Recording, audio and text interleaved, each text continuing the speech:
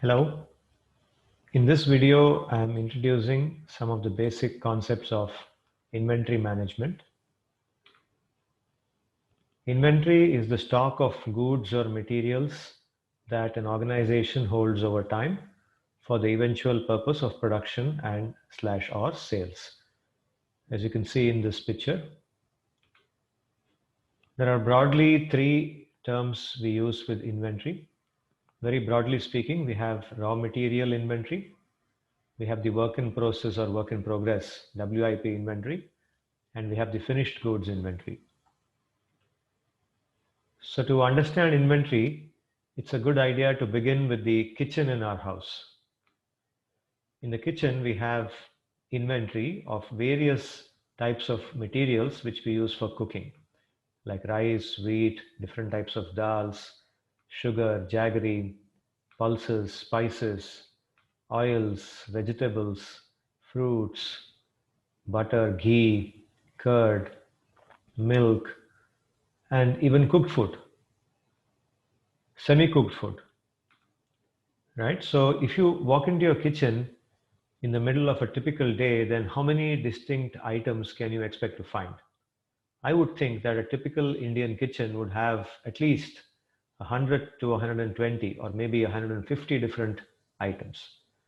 So each of these items is present in some quantity. And that quantity which we are having at a given moment is known as the inventory of that item. So inventory is a stock of a given item. We have a term called SKU that's closely associated with inventory. SKU stands for stock keeping unit.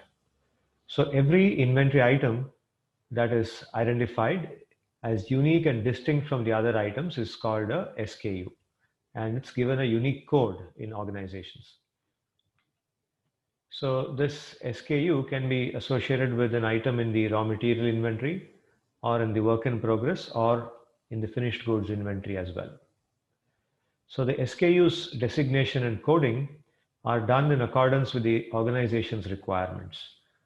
So to give you an example of how we distinguish between items, if you go to a retail store, let's say a big supermarket in which you want to buy, let's say, toothpaste. Now, if you go and look for toothpaste, you may have a particular brand in mind. Now, you may locate the toothpaste boxes of that particular brand, but even between those boxes, you will find many variants of toothpaste. So you'll have a particular brand, let's say Colgate, and you'll have within Colgate many different flavors in which Colgate is available. For example, mint could be a flavor. Now, within Colgate Mint, you will have multiple size of packaging. You will have a 50-gram pack, maybe a 100-gram pack, maybe even a 200-gram pack. So down to the level of the pack, the product being sold is distinct from other products. So for example, 50-gram pack of the mint flavor of Colgate is one SKU. The 75-gram pack of the same flavor of the same brand is another SKU. So that is how SKU helps us to uniquely identify a type of item from another type of item that's being sold. The number of units of a given SKU in inventory is the stock of that SKU.